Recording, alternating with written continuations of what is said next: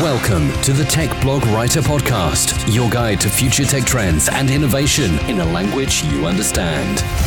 Now, over to your host, Neil Hughes. Welcome back to the Tech Blog Writer Podcast. Now, I know we've spoken a lot recently about ad tech and martech, but it's how the analog world and the digital world are working together that continues to intrigue me. For example, the episode we recorded a few days ago with a company called Dash2 has been in my mind a lot over the weekend because I love how they're making traditional outdoor billboard advertising Instagrammable. And like I said on the show, I don't know if that's a word, but it certainly should be. Because in a world where everyone's staring down at their phones, they've transformed this fixed form of advertising in a digital world and made people want to take photos of it and share it. And the artists themselves are sharing it. And it really does feel like there's a revolution going on in the advertising industry. But there are a few problems as well in the industry which are well documented. There were some crazy stories in the media this weekend about Google phones have been tracking users even if they switch off the location. And Facebook ads is apparently rife with click fraud. And that's just handpicking a few of the reports online over a weekend. So today's guest is Kerry Bianchi, and she's from a company called Visto. Now, Visto is a technology company that's dedicated to bringing transparency, interoperability and accountability to the world of programmatic advertising. So I invited her on the show today to talk more about ad fraud and her company Visto and the insights on the industry from her point of view as CEO. So if you're a CEO or somebody working in this industry, I guarantee you're going to come away with quite a few valuable takeaways today. But I don't want to reveal too much just yet, so buckle up and hold on tight as I beam your ears all the way to New York City so we can speak with Kerry Bianchi from Visto. So a massive warm welcome to the show, Kerry. Can you tell the listeners a little about who you are and what you do? Sure, absolutely. I'm Kerry Bianchi, and I'm CEO at Visto, which is an amazing technology that'll help you manage and optimize all your data-driven digital spending. Now, having done a little bit of research on you guys, I know that Visto is a technology company dedicated to bringing transparency, interoperability and accountability to that programmatic advertising. But can you help the listeners visualise the problems that are facing the advertising industry and also how your technology company is tackling them head on? Sure. I think it's really an interesting time in our industry, and I think a couple of things that we see happening in a lot of enterprises, and probably no surprise to you. A big one is around more companies becoming much more data-driven and audience-driven in terms of what they're doing, right? Really thinking about how they can get their arms around that data so they can be a lot more targeted and bespoke about what they're doing in their advertising. But it also means there's so many systems that you can use to be able to transact here, and that's becoming a real big bear for any enterprise to try to manage. They've got somewhere where they are doing their ad serving. They've got different partners they're using to execute their ads. It might be a Google or a Facebook or their AdWords account, and numerous other platforms they might be using to buy different types of advertising. And then they've got their data warehouse, and they've got an ad serving machine and a verification partner, and suddenly they're juggling all of these different systems. And that was one of the real big pain points that we saw here. And we thought, how could we bring this together so that these enterprises could have the opportunity to use their data across all of this different technology, but could we unravel it a little bit and make a single command center that would allow them to plug all of these systems in and orchestrate them and manage them in a much easier way? And that was really the vision behind Visto and how we're choosing to tackle this, is make that command center for those digital advertisers. Now, one of the reasons I invited you on the show today was I recently came across a white paper from Visto on the multi-platform optimization. And in that it detailed, you guys discovered that the best programmatic ROI requires a multi-platform strategy. But can you expand on that for the listeners that have not seen that white paper? Yeah, absolutely. I think we talked a little bit here about that you can go and buy advertising from a lot of different providers. And there's different exchanges or DSPs or SSPs, and so there's a lot of different choice for a client to be able to go out and be able to secure advertising from a number of different platforms. And I think a number of them, and we've heard this out in the marketplace, is that some of them think, hey, as long as I get to one of these platforms, I'm sure they all pretty much get the same thing, don't they? And so I don't really need to to buy across multiple storefronts, as it were. But we had a notion, and we thought that with the different algorithms, technology, publisher relationships, all of the different nuances that were, made each of these different technologies unique, that there actually would be variability there, and that if you could see that and execute on it, that there are actually some great deals to be had, but you would need to be able to see cleanly across all of those different partners at the same time. And that was actually what we set out to test in the white paper that you're talking about. We actually put 4 of these different systems side by side, and we went and we bought the exact same ads in same ad sizes. We picked the same geographies, we picked the same screens and types, and we put the same bids out there. And we thought, okay, this will be interesting. Will they all come back and send us the same thing? In which case, then the hypothesis of the client will be true that you can get the same thing everywhere, or will it be different? And what we saw was that it was not only different, it was vastly, wildly different across the platforms.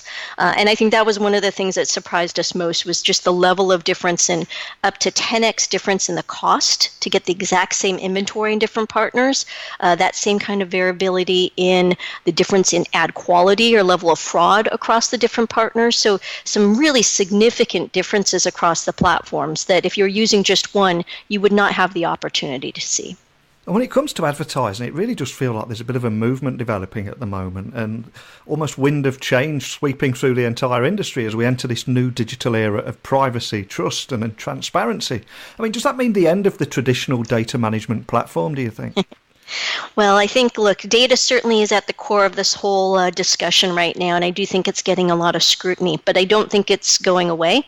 Yeah. I do think what will happen is exactly that transparency note that you touched on, and I think even in the same place that our case study touched on, which is just getting more transparency in terms of what's happening with data. I think data handling and how it's held and how it's leveraged will certainly get a lot more sort of a look and scrutiny. But I don't think it's going away, and I think it will be now up to those, data management platforms or customer data platforms that they'll need to be able to well orchestrate, right, in a safe way using consumer data. But I don't think that's moving away. I think it will only become more tech-driven over time. So after over a decade of ad technology pioneering, what changes have you seen over the years? And also, how has Visto evolved as a result of that and adapt? And in some cases, you've led the way too, haven't you? Sure, yeah. I think the technology piece is really interesting, because I think as we touch on this, it's really surprising how much of this advertising transaction is still done so manually. We talk about these different systems, but there's still lots of people pulling the levers, placing the buys, monitoring them, pulling together analytics reports. And so I think one of the biggest changes we've seen is how much more automated that process has become. So using data, as we talked about, to transact more programmatically, might be BI and analytics and reporting tools to be able to aggregate that a little bit more quickly. So I do think a lot more technology sort of driving the process and taking out some of that manual pain in some of the transactions.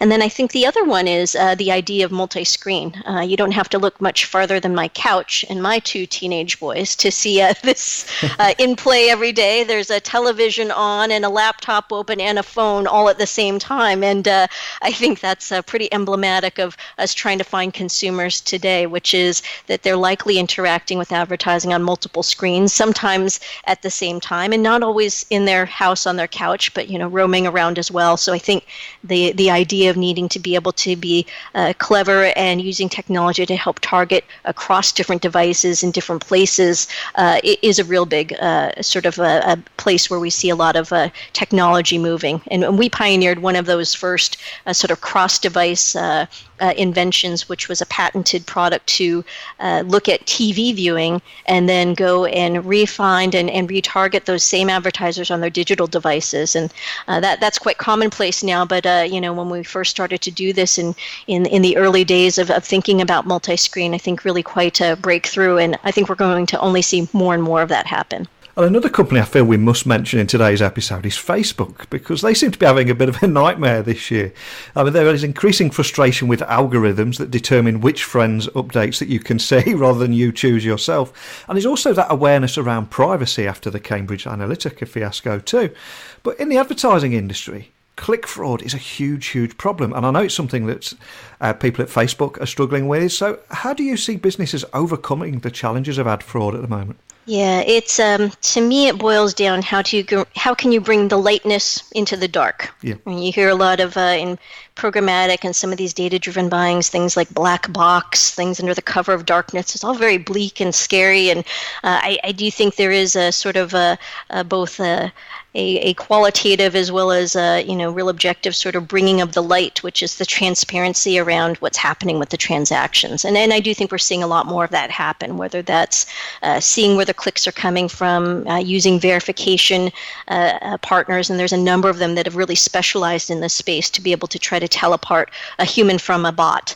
I think transparency in a lot of places along that whole supply chain in terms of, rates, decisioning, human or not. I think all of that is really sort of the focus now, which is how can we bring more lightness and transparency into what's happening all along that transaction. Now, when we look at the evolution of the industry, we're seeing artificial intelligence and blockchain making big waves at the moment. And one great example is the Brave browser, which is a great real-world solution that can actually be used right now.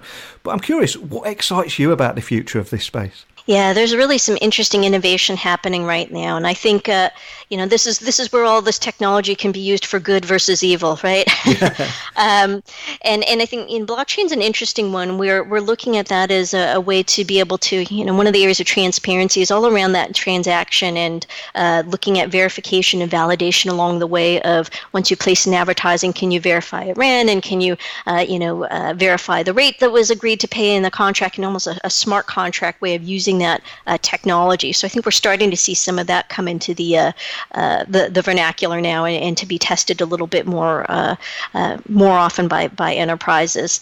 The other one is I think just technology in general and using it for more targeted advertising and this notion of AI and that this is kind of scary in terms of what will be known about you. But I think consumers are really smart, and I think if you can bring value in the engagement, if it's a well-targeted ad with a valuable offer or content, people will be accepting of that. It's when it doesn't match them and it doesn't meet their standard that I think they want to have the ad blockers and other things up because it's not bringing value to them. Now, I am conscious we have talked a lot about the problems in the industry, but can you tell me more about how there's an opportunity for brands to leverage programmatic advertising? Because there's a lot of opportunities there, isn't there?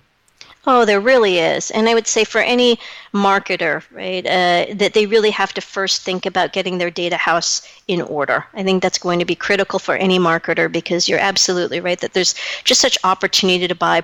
And when I say programmatically, I really think about in a data-driven way because I think there's going to be more and more channels that allow for themselves to be bought in this more data-driven or audience-driven way. And I think that's good for both the clients who are trying to advertise as well as for the consumer. It gives them a much better chance for a message that reaches the right person who's really interested in your product, and for a customer who might not be aware of it or who would be interested to receive the proper message. So getting that data house in order to be able to transact and then move across to multiple channels, whether that's again digital channels we think of today, but also more data-driven channels of tomorrow, whether that's television or digital out-of-home boards or digital audio like where your podcast airs. I think that's the wave of the future is it will only become more and more channels to be able to transact that way.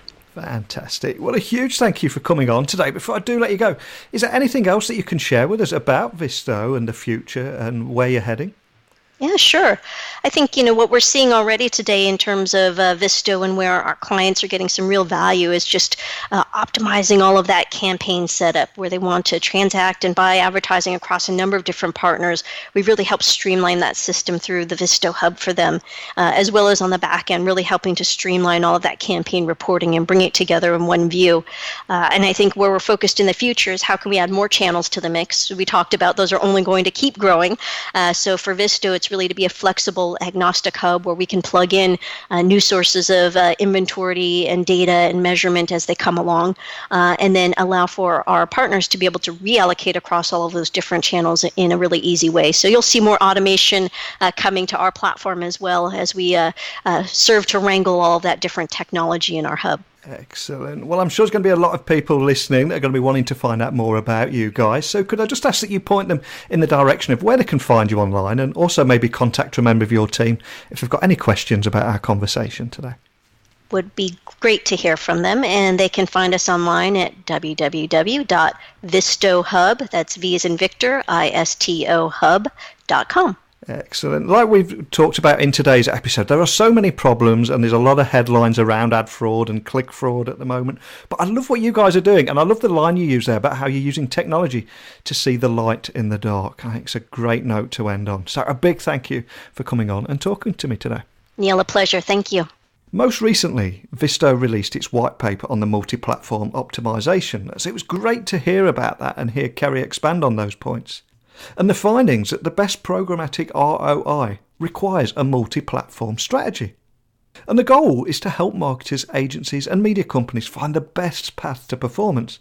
And through the tests that they ran, they were able to see without a doubt the ability to evaluate and transact centrally across multiple platforms will ultimately drive better return on your advertising spend. So a huge thank you to Kerry for helping us explore what's going on in the industry and also discuss what Visto is doing to help the digital advertising swamp, as many call it.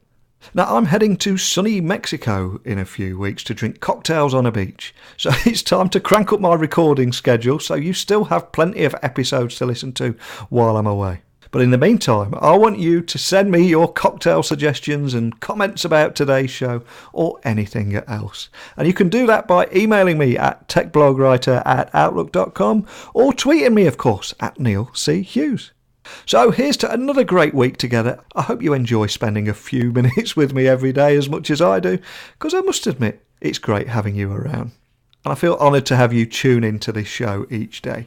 So a genuine, heartfelt thanks from me for listening today. I hope you join me again tomorrow.